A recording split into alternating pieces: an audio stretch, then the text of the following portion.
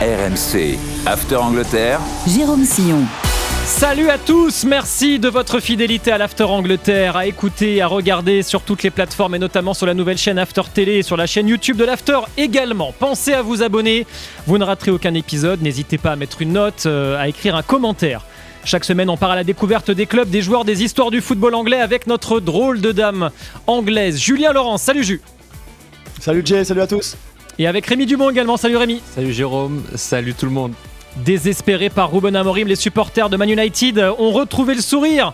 Depuis l'arrivée sur le banc de Michael Carrick, victoire dans le derby face à Manchester City, victoire à Arsenal et des ambitions peut-être revues à la hausse. Comment l'ancien milieu de terrain des Red Devils a réveillé un effectif apathique? Quel système tactique a-t-il mis en place? Sur quel joueur a-t-il décidé de s'appuyer?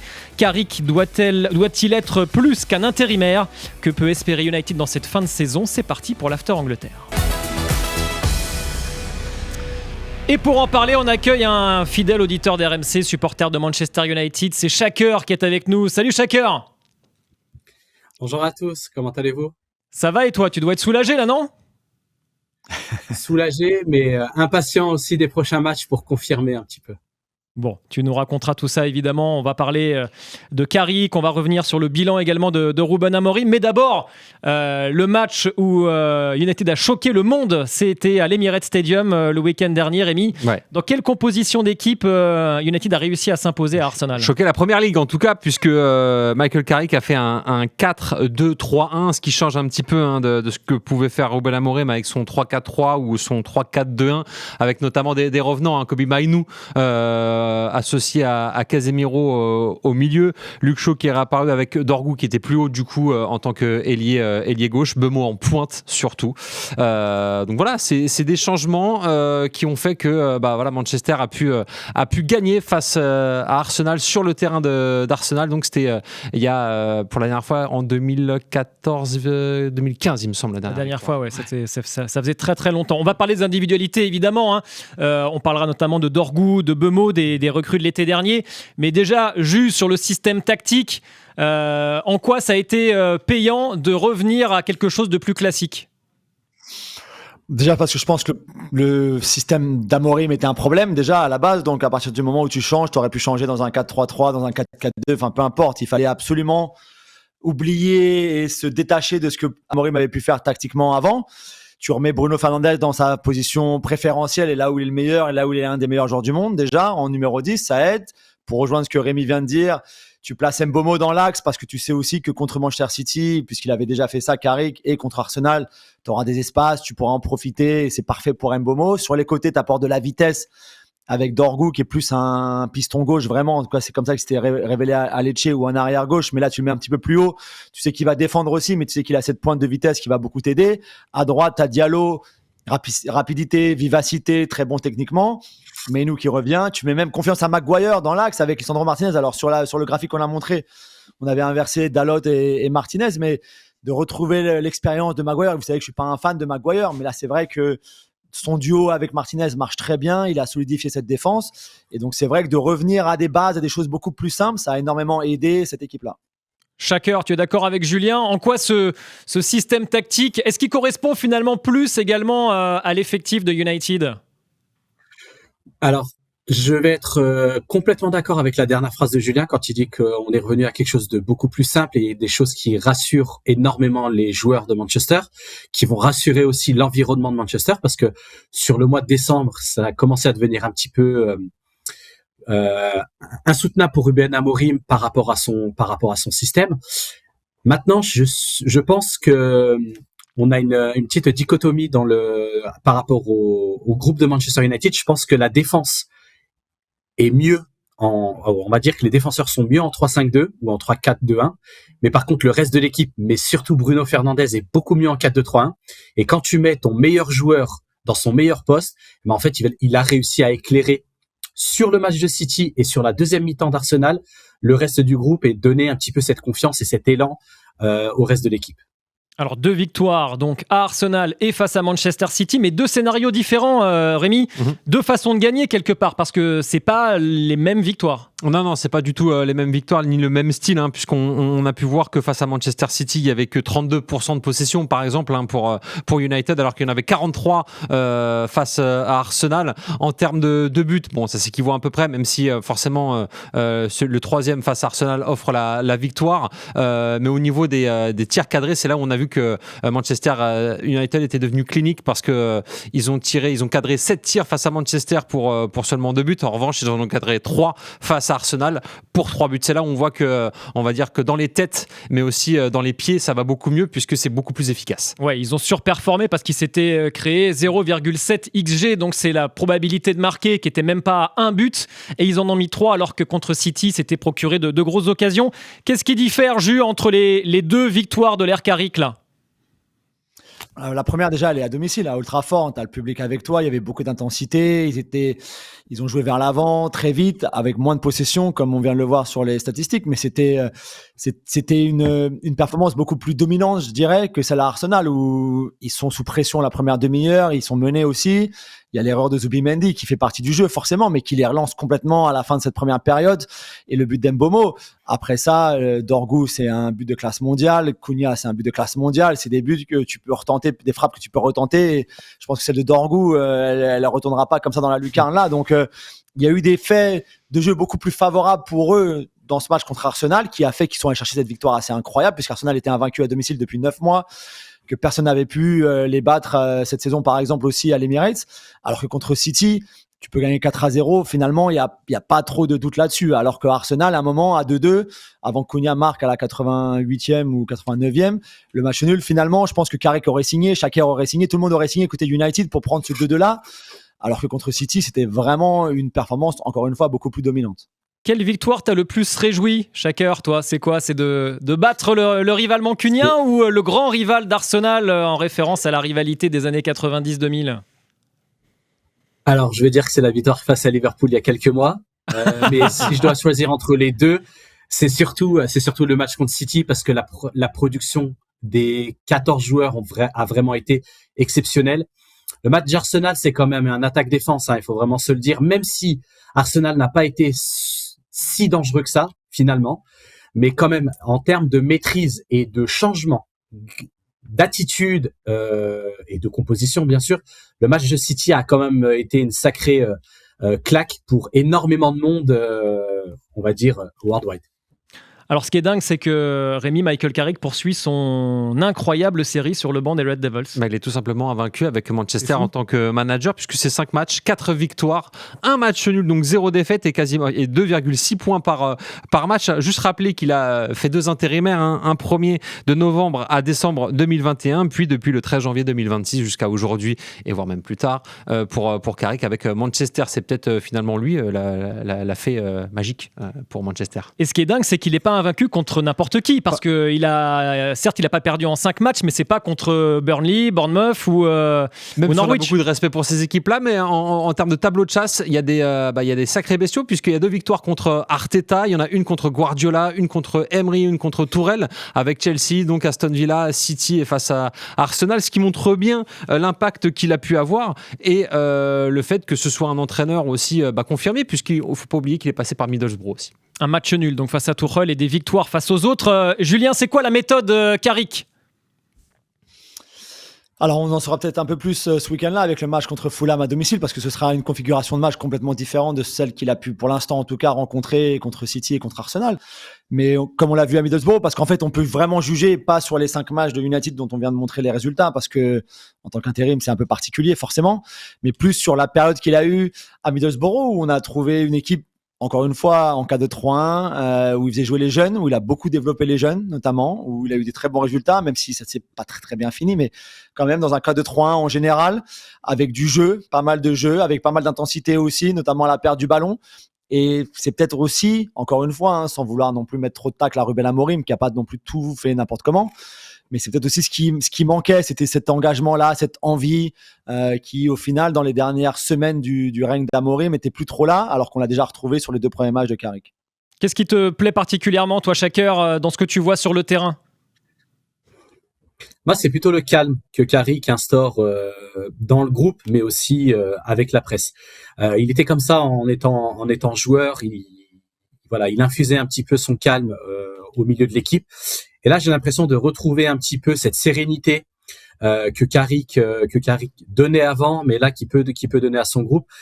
Il est encore trop tôt pour dire que son 4-2-3-1 est magique, qu'il peut révolutionner quoi que ce soit.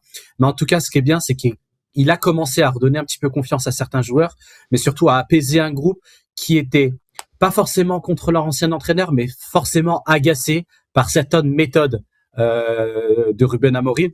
Et je pense que c'est plutôt ça qui est intéressant avec l'intérim de Carrick pour le moment.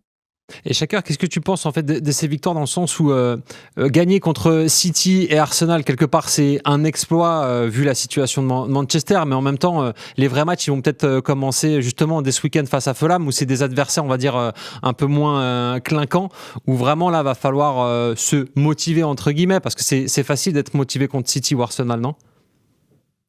Je pense que tu as tout dit. Effectivement, jouer contre City, contre Arsenal, c'est plus ou moins les mêmes tactiques où on va défendre bas et on va essayer de jouer dans leur dos.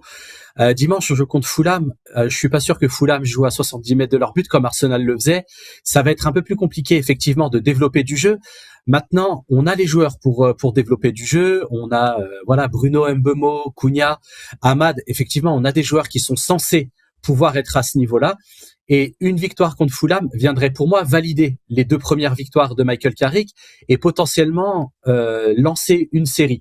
Pour moi, on est sur 2 matchs particuliers contre City et Arsenal, avec ce qui s'est passé surtout au match d'Arsenal, les corners, etc., où on n'a pas vu une très belle production du United au final. Il faut vraiment séparer en termes de production les 2 parties. Et je pense que le vrai révélateur pour Michael Carrick sera ce qui se passera contre Fulham ce dimanche.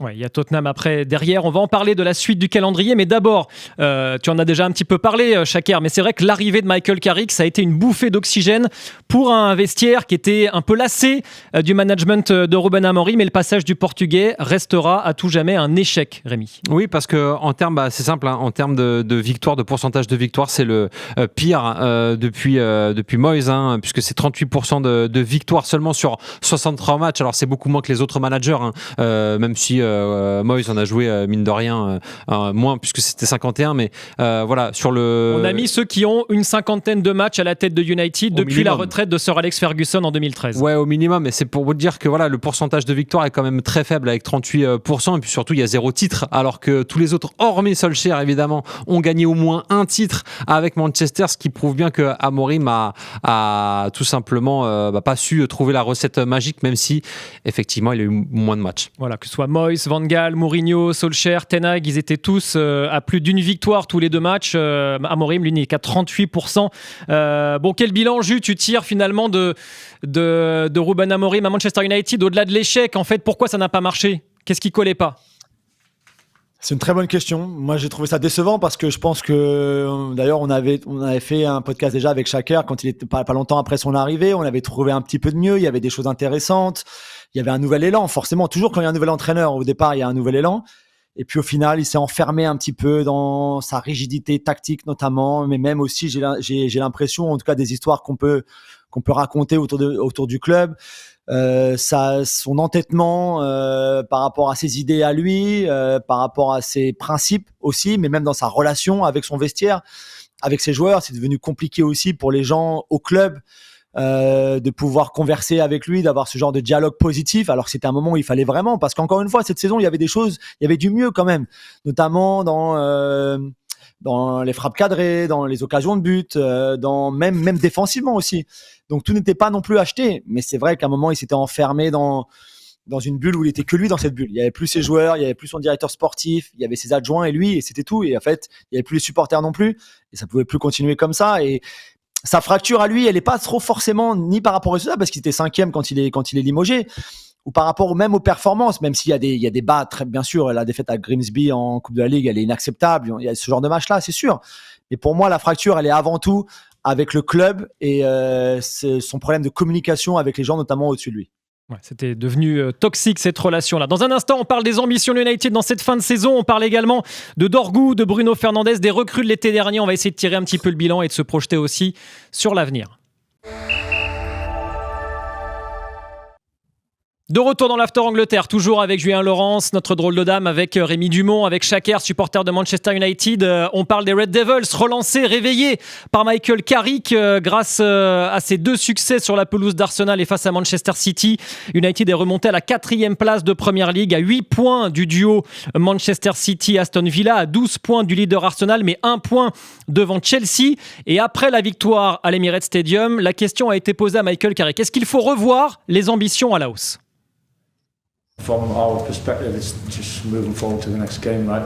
Notre perspective, c'est seulement de penser au prochain match. Ça fait moins de 2 semaines qu'on est ensemble, il faut garder nos bonnes habitudes, notre bonne routine.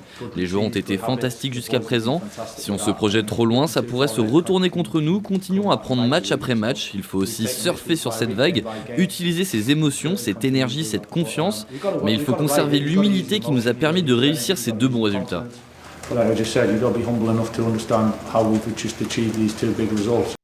Jus, c'est pas le genre à s'enflammer visiblement Michael Carrick, hein ? Non, pas du tout. Non, c'est pas la personnalité qu'il a non plus. C'est le calme dont Shaker parlait tout à l'heure. Et pour moi, c'est ce dont ils ont besoin maintenant. Ça sert à rien de s'enflammer. On s'était un petit peu enflammé avec Solskjaer. Rappelez-vous, c'est dans un contexte un petit peu similaire aussi. On a vu où ça avait mené le club et Solskjaer et les joueurs.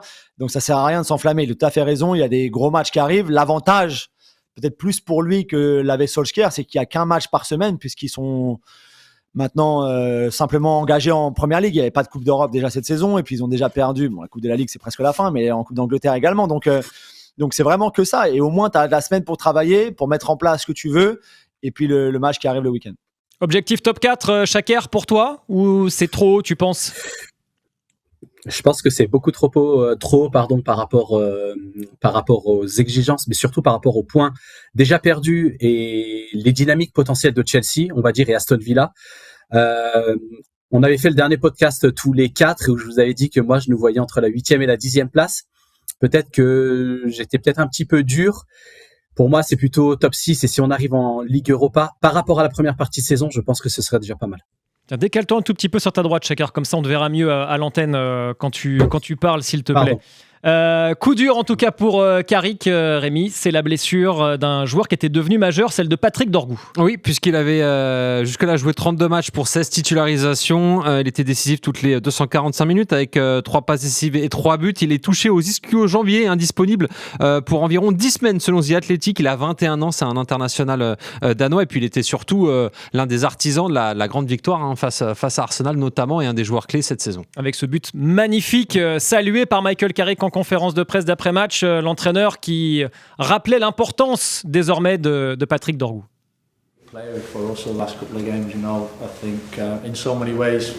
Patrick a été un joueur majeur de nos 2 derniers matchs. Offensivement en marquant 2 buts, en étant toujours menaçant, athlétique, connecté aux autres. Défensivement, il a été immense en épaulant Luke Shaw dans son couloir contre 2 équipes qui posent de gros problèmes sur les côtés. Il a eu beaucoup de travail, c'est agréable de le voir sourire et content.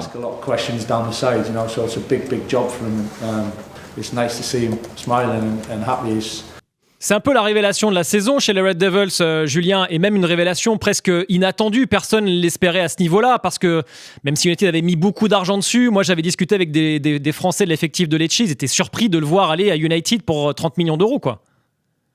Ouais, c'est vrai, il avait été bon. Il est arrivé il y a 1 an, puisqu'il est arrivé en janvier dernier. Il avait été très bon la première partie de saison avec Lecce, mais oui, c'était un transfert qui pouvait surprendre un petit peu, j'imagine. Après, il a été très bon sur ces 2 matchs là dont on parle, hein, Arsenal et City. Avant ça, il y a eu quelques bonnes choses, mais il s'était pas transformé en Roberto Carlos ou en un ailier gauche assez fort.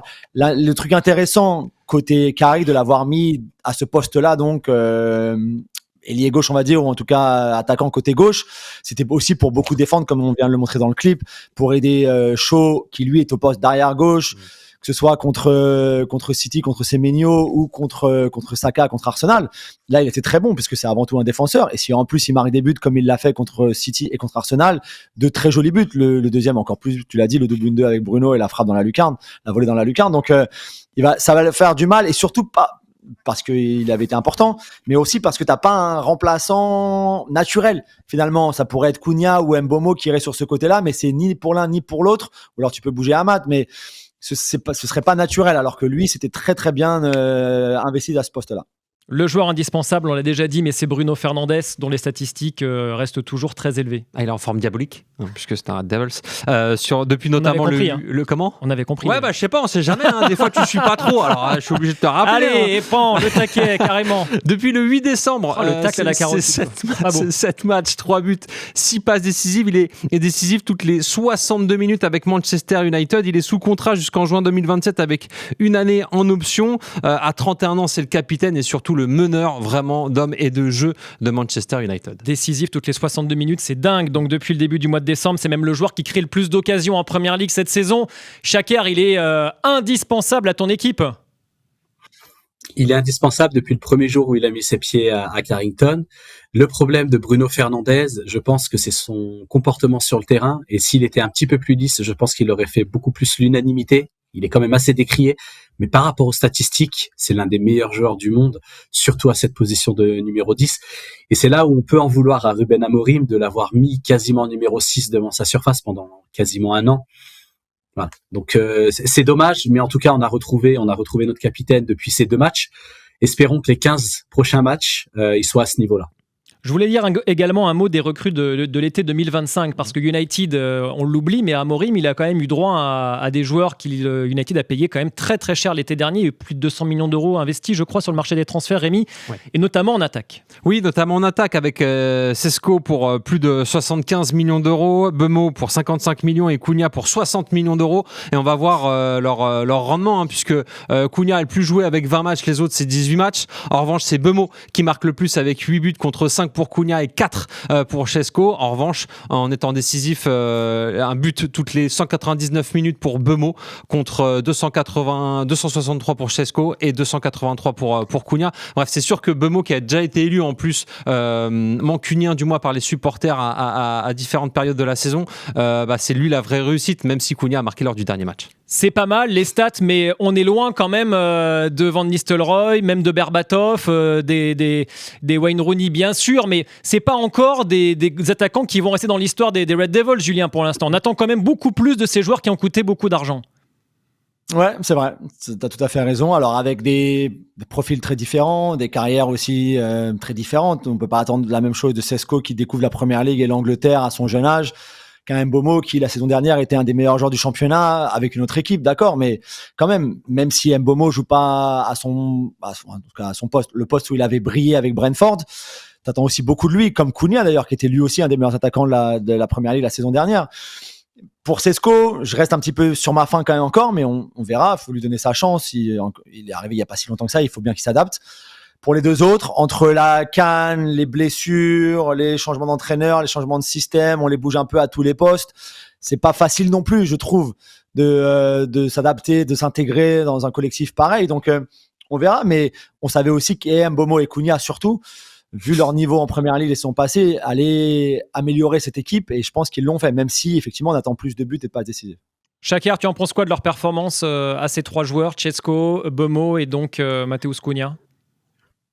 Assez différents les uns des autres. Effectivement, Sesco est un jeune joueur qui vient de la Bundesliga. Il a eu une blessure à la cuisse en début de saison, qui a un petit peu empêché sa progression. Moi, je suis assez content, et on va dire même très content de la progression de Bryan Mbeumo dans le club, surtout de sa contribution en termes de buts, mais de surtout contre qui il a marqué ses buts, City, Arsenal, Liverpool notamment. Par contre, moi, le problème que j'ai, c'est plutôt avec Matheus Cunha. Je le trouve un petit peu en retrait par rapport à ce qu'on attend de lui. Je peux lui trouver quelques circonstances atténuantes. Il a eu 1 ou 2 blessures, mais le problème, c'est que Matheus Cunha est un numéro 10, et quand vous avez Bruno Fernandes en numéro 10 dans votre équipe, quoi qu'il arrive, vous êtes en retrait. Et peut-être qu'il a ce complexe d'infériorité par rapport à Bruno. Mais j'attends quand même plus sur la deuxième partie de saison de Cunha. Là, le match contre City, il a été super bon. Son entrée contre Arsenal a été aussi très bonne. Il a un très bon état d'esprit, là, depuis que Amorim est parti. Espérons que c'est un vrai début pour Cunha. Un dernier mot sur le français Lenny Yoro, parce qu'on l'a vu dans la composition d'équipe présentée par Rémi lors du match à Arsenal. C'était donc la charnière Maguire axe droit, Lisandro Martinez axe gauche, mais dans l'effectif il y a également un Mathys de Ligt. Lenny Yoro est là, il y a également un autre jeune défenseur anglais dont je vais écorcher le nom, c'est Evans, c'est ça il s'appelle ? Ouais, tout à fait. Oui. Julien, donc quelle est la place aujourd'hui d'un Lenny Yoro dans cette composition d'équipe et dans cet effectif-là? Quelle est sa position dans la hiérarchie des défenseurs centraux? C'est une bonne question, c'est un peu compliqué, hein, clairement. Le retour de Maguire, qui n'était pas vraiment dans les plans de Ruben Amorim à l'époque, même dans la défense à 3, change tout quasiment, hein, pour Lenny, c'est sûr, parce que je pense que le troisième en cas de blessure pour Maguire ou Lisandro Martinez, ce serait Delirte si tout le monde est fit et tout le monde est prêt. Ce serait Delirte. Ensuite, je pense que ce serait Lenny avant Heaven, mais maintenant que tu es passé une défense à 4, t'as plus que 2 centraux, c'est beaucoup plus compliqué, forcément. Donc il est encore jeune, il a le temps, il y avait eu des hauts et des bas depuis son arrivée, pour beaucoup d'argent en plus à United. C'est pas facile de passer de la Ligue 1 à la Première Ligue, de passer de Lille à un club comme United aussi. Donc il a le temps, mais c'est vrai que le retour de Maguire est pas une bonne nouvelle pour lui. Sachant, Rémi, qu'il a été habitué au LOSC, en tout cas, à jouer dans une défense à 2, hein, pas à 3. Oui, donc il connaît ce système. Après, paradoxalement, c'est peut-être les trêves internationales qui vont lui faire du bien, soit pour justement pouvoir bosser avec Manchester, soit en étant appelé avec les espoirs, parce que ça a été le cas régulièrement. Encore faut-il qu'il joue pour être appelé pour le coup. Mais c'est quand même un joueur qui a beaucoup de dispositions et de qualité. Maintenant, il faut rappeler, effectivement, comme tu l'as dit, Jules, qu'il est arrivé, il a eu une blessure assez grave à la cheville très tôt dans son histoire avec Manchester United. Donc, et puis avec le changement d'entraîneur et puis la dynamique de groupe, j'ai l'impression qu'il a pris 10 ans en seulement 2 ans. Quelque part, justement, il y a peut-être tout ça à digérer, mais ça n'enlève rien en son talent en tout cas. Shakir, dernière question, tu as 30 secondes. Est-ce qu'il faut faire de Michael Carrick plus qu'un intérimaire? Est-ce qu'il faut le titulariser? Non, c'est jamais une bonne idée de revenir avec votre ex, donc du coup, non. On a déjà eu le cas avec Solskjaer, et même si le cœur dit oui, la tête dit non. Donc ça veut dire que tu le gardes jusqu'à la fin de saison et l'été prochain, tu veux un nouveau coach? On aura le même cas qu'avec Solskjaer. En fait, on va réfléchir avec notre affect pour un ancien joueur, et on va pas réfléchir avec contre les réels problèmes du club, et je pense qu'un externe sera la meilleure chose pour mettre d'équerre un petit peu tout ça. Merci Shakir, très bonne fin de saison pour toi et pour les supporters de Manchester United. Merci Jules, évidemment, si vous aimez nos podcasts, vous abonnez, vous mettez une bonne note, vous écrivez un bon commentaire et on se dit à la semaine prochaine pour un nouvel After Angleterre. Ciao. RMC After Angleterre.